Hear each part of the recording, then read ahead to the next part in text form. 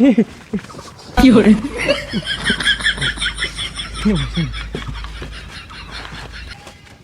How are you কি বলবো রে? বলেন ফাইন ফাইন। হ্যাঁ বুঝেছি, তুইও ঠিক করে বলতে পারিসনি। Pineapple pineapple. ভুল কিছু বলে ফেললাম নাকি?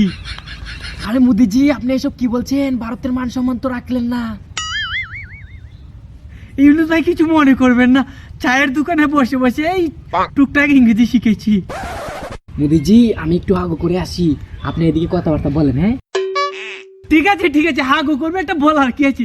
কুলা ময়দানে যে কোনো জায়গায় ছেড়ে দে, আমাদের তো ওর কুলা ময়দানে হাগু করে অভ্যাস। কিছু মনে করবেন না ইউনুস ভাই। এই তো মোদিজি আপনি বাংলা বলতে পারেন, তাহলে ইংলিশকে দর্শন করছেন কেন? এই তো দর্শন বলছেন কি? ইংলিশ পারি তো, পারি টুকটাক পারি।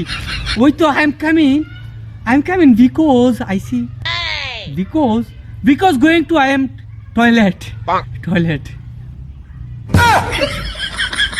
ও বুঝেছি, আপনি মনে হয় আসার সময় হাগু করতে ভুলে গেছেন। এই মোদিজির হাগু পেয়েছে, বদনাটা নিয়ে আয়। মোদিজি মনে হয় হাগু করবে, যা। কি বলতে গিয়ে কি বলে ফেললুম? মোদিজি আসেন না আসেন, সমস্যা নেই। হ্যাঁ মোদিজি যান, লজ্জা কিসের? আমাদের দেশে আবার টয়লেটের ব্যবস্থা আছে, লজ্জা পাবেন না, যান। আরে মোদিজি বদনা নেন, সমস্যা নেই, আসেন আরে আসেন মোদিজি আসেন, সমস্যা নেই। কি হয়েছে রে? কিছু হয়নি, আমি শুধু বলেছিলাম আমার আসতে একটু দেরি হয়ে গেছে। I am toilet. আরে এটা আই এম টয়লেট হবে না, আই এম টু লেট হবে। আরে মোদিজি চা বিক্রি করতেন, ওইটাই তো ভালো ছিল। রাজনীতিতে কেন আসতে গেলেন? সবসময় শুধু আমার অতিথি নিয়ে কেন টানটানি করেন?